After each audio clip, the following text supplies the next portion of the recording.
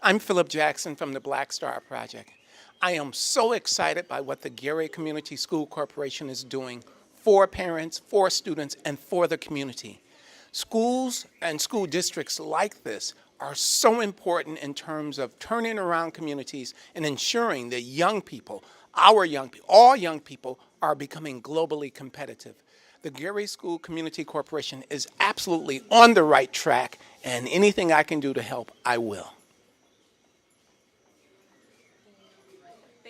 Have to work with the educators, with the teachers, with the principals. You're going to have to work with the police, the elected officials, the pastors. You're going to have to work with everybody to educate your children. And that's what these sisters over at Nettlehorse started to do. And their school quickly, not slowly, quickly transformed into one of the best schools in the state of Illinois today. And the name is Nettlehorse. One last story about another sister. And this is a black sister. So we had our Latinos, we see how they do it. Our white sisters, we see the way they're doing it. And this woman, you might know her name. Her name is Kelly Williams Bolar. She's a sister. In fact, she was just featured in the final call. I see Brother Math Doctor here doing his thing, and I mentioned that a little bit later too. But Kelly Williams Bolar was a woman, black woman, who wanted the best education for her children. And her children, you know, it is what it is. They were going to school in Akron, Ohio, you know, and they weren't the best schools. In fact, they were some of the worst schools. And then her house got broken into. She kind of lived in the projects, whatever. She said, I can't do this.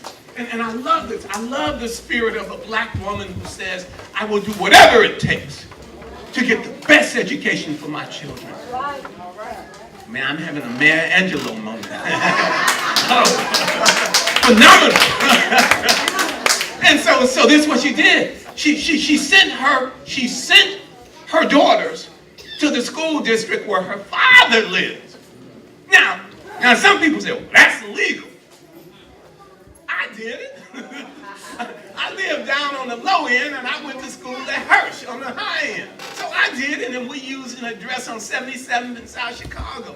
I was living in Robert Taylor. So I know kind of what they do, and they call it district jump, whatever. But she said, I got to get the best for my children. I've got to get the best for my children. Well, they hired a private investigator, and they hunted down that sister like she was a runaway slave.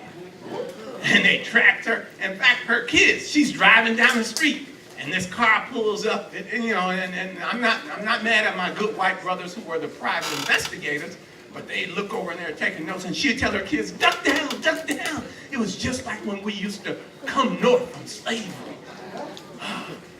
And finally, the court system took a hold of that sister. They said, coming up in here.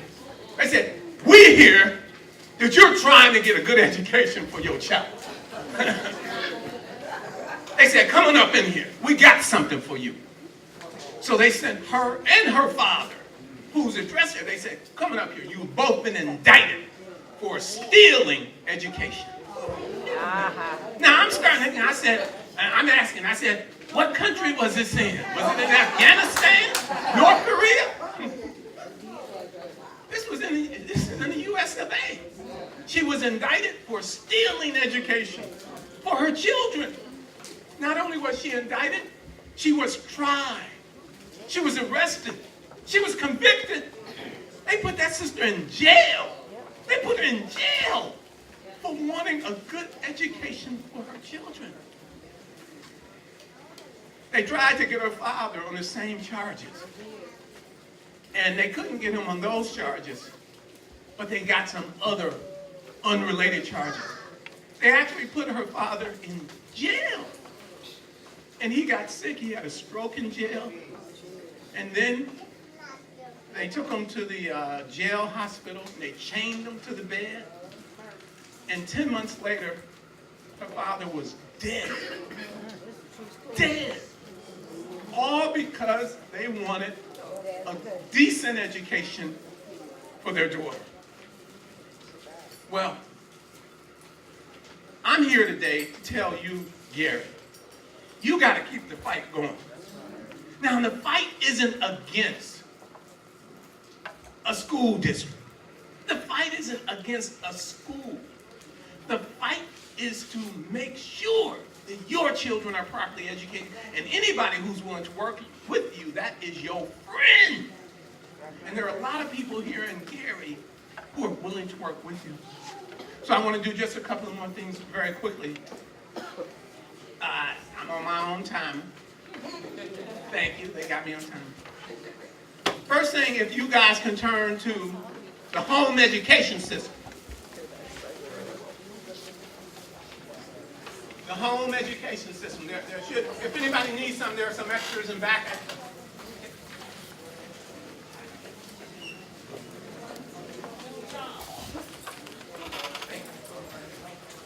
Thank you.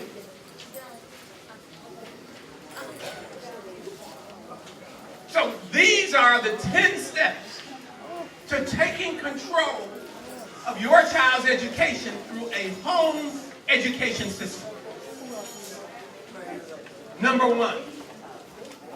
I'm sorry, I see everybody got one. We all good? Almost all good. A few more.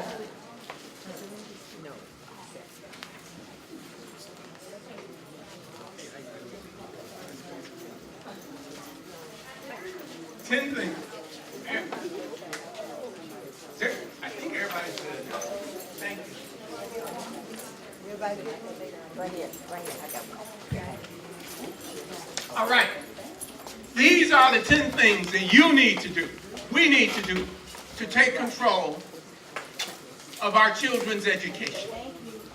Number one, you got to model the behavior. You just cannot send your child to school and go to school.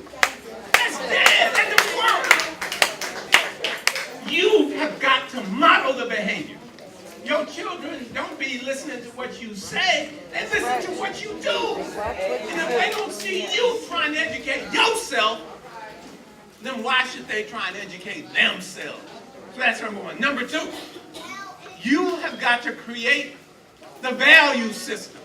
You know what? Right now, I mean, y'all sitting up here in the school on a Saturday morning. Who's got your children's mind right now? Who's teaching your children values right now? Is it the internet? Is it the radio? Is it a video game? Teaching your children values? You have got to be in charge of teaching your children whatever values you want them to have. You've got to create a structure for them to live in. Number three, in 2014, it is no longer simply how smart you are, it is also how hard you're willing to work. Now, you see, I come from a long line of cotton pickers down south. Anybody here? No, y'all ashamed. All y'all come from cotton pickers. I know. All y'all come from cotton pickers. Anybody from Alabama? Your parents from Alabama? Got it? Mississippi? We're Mississippi in the house. We Georgia, Louisiana, Tennessee. Y'all cotton pickers. I know y'all. Arkansas. You see, we used to work hard, but when we worked hard, it was for somebody else. And that's why sometimes we don't like to work hard. There's that DNA memory of hurting our hands and picking that cotton. You remember 12 Years a Slave? The young woman, what was her name? Used to pick 500 pounds of cotton a day. Maya. All right, well, we're trying to get rid of that. But now, in 2014, you picking cotton for you. You picking cotton for your family. When I say picking cotton, I'm not talking about cotton. I'm talking about doing the work, doing the mental work, doing the spiritual work, doing the physical work. It's for us now. But we don't teach our children to work hard. These other kids, they come from all over the world, and they outwork our children in our neighborhood. Now, you know, for those of men, y'all play basketball. Some of the women play basketball. You don't let nobody come up in your house and dunk on you. You don't do that. Well, that's what we're doing. So we have to teach our children to work out. Number 4, search out educational enhancers. Now you got to realize this. This education game is not just about what school your children go to. Some people say, well, I want to send my children to Harvard. I want to send them to Princeton. Okay, that's good. But what are you doing? What you do is as important or more important than what they do at Harvard. And so, how many of you have registered your child for a Saturday school? How many of you have created a homework space in your house for your child? How many of you take your child to the museum, to your child, to the park and the planetarium? That's where education comes from. How many of you talk to your children? They talk about a word gap. Little white kids, they know 200,000 more words by the 5th grade than little black children because their parents talk to them. Are you willing to at least talk to your children? So these are the kind of things that make a difference. Number 5, immerse your children in positive activities. Now, that's a lot of activities out there. Y'all know I'm from the CHI. Chirac. No. So, and many of you all are from Chicago, so I know y'all know too. But here's the point. You have got to control the activities that your children go into. Do you all know who the best mentor organization in Chicago is? Big Brothers, Big Sisters? No. Boys and Girls Club? No. The churches? No. The best mentoring organization in Chicago is the Gangster Disciples, the Four Corner Hustlers, the Stones, the Moes. Those are the best mentoring organizations. They get your child young. And what they do, they teach your children. They love your children. It's a false love, but your children don't know the difference. And so instead of letting the gangs mentor your children, you got to mentor your children. You have got to, until we care more about our children than the gangs care, we're going to lose. Come on now. All the time. So immerse your children in positive activities. Number 6, practice discipline. You gotta practice discipline. Right now, the way some parents practice discipline is after their children get to be a certain age. I can't handle you, let me call 911.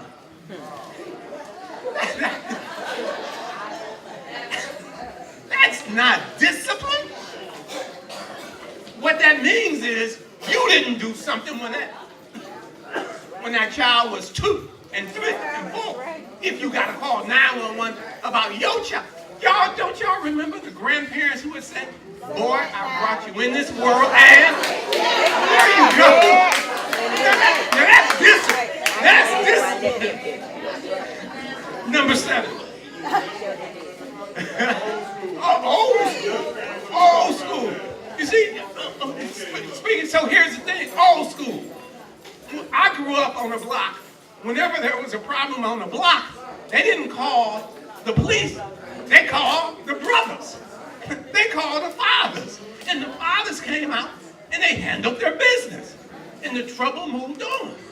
Kind of like what the Nation of Islam does. I don't know if anybody's seen the fruit recently, all over the country, stepping out. So please, we got to get back to that. Come on. Number 7, reward high academic achievement. You got to give up something. Now, a lot of you say, no, that's your job to go to school. Well, let me ask you something. How long would you stay at your job if you didn't get a check? I'm just saying. And so, number 8, you got to control media. You got to control media. Media is taking over our children's minds. You don't even know your children anymore. And here's the deal. I stayed home, and has anyone stayed home on New Year's Eve and watched the BET Rap Down, where they rap down the 100 top music videos of the year? Well, I stayed home one New Year's Eve, and I watched the Rap Down. The day afterwards, I came out, I pulled my pants down, I put on some gold chains. I went out and rented a new Cadillac. But what I'm trying to tell you, if it's that powerful over me, an old man, what is it doing to our children?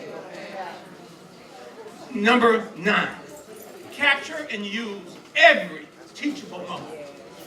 every time. Like right now, this young man here, he's in a teachable moment.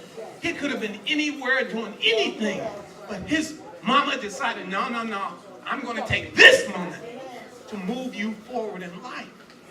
He is blessed, and she should be blessed. She should be blessed. And number 10, quite simply, ensure that your house is a university of learning with books and computers and educational media, and that you are your children's first, best, and most important teacher. Now, the last thing I'm going to do, you got a little something in there called Educate or Die. Oh, people say, what is he talking about? What is he talking about? Educate or die. 500 years ago, my people made the trip from the shores of Mother Africa. My people, they was separated from their families, forced across the seas, dying from hunger, lash of the whip, but most of all, disease. We died by tens of millions so that others were sure to thrive. We made the Middle Passage where only the strong survived. Because our bodies were strong and other people wanted to get paid because our skin was black, they made us into slaves. For 350 years, my people worked for free, building this great country so that others could be wealthy. Wherever you stand in this country is related to my ancestors' blood. Now, we can't get no help during the New Orleans flood. My people, I tell you no lie, we only got two choices in this world. We will either educate or we will die. My spirit remembers crimes against my people for which they won't repent. And all the work my ancestors did for free, and now I can't pay the rent.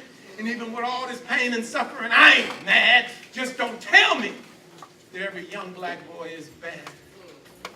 Our children go to schools where they don't learn how to read. And jobs, they not hiring my people because they say they ain't got the need. My thugs on the corner selling that blow weed and crack. My sisters having babies, they don't even know if the daddy is Joe, John, or Jack. We are in trouble. And it's not too hard to see as I walk around my neighborhood watching crackheads be. We are in trouble, and unless we make a change, ain't gonna be no more good people like us. And we will be the blame. My people, I tell you no lie, we only got two choices in this world. We will either educate or we will die. So today is the time for us to start to make that move. Like Moses did in the Bible, we better get in the groove. God ain't playing with us this time. He will wipe us off this earth unless we value his will and we put his word first. It's time for a change. Wisdom and knowledge is the key. Now forget all them bad habits we done picked up on B-E-T. Thank you. Thank you. And go back to school this year. And let's make education job one. And if we just study a little bit, we'll find that education is fun. And so as I look out unto you, my vision, it becomes clear. I see future doctors, lawyers, bankers. I see engineers. And so when you go to school this year, remember, it's not just for you. It's for your children.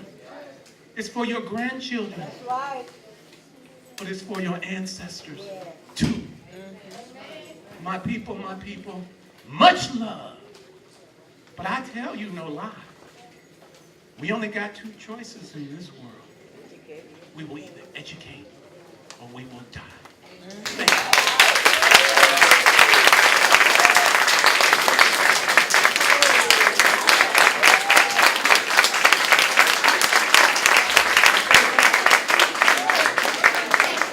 Once again, let's thank Mr. Jackson for taking time out to visit us.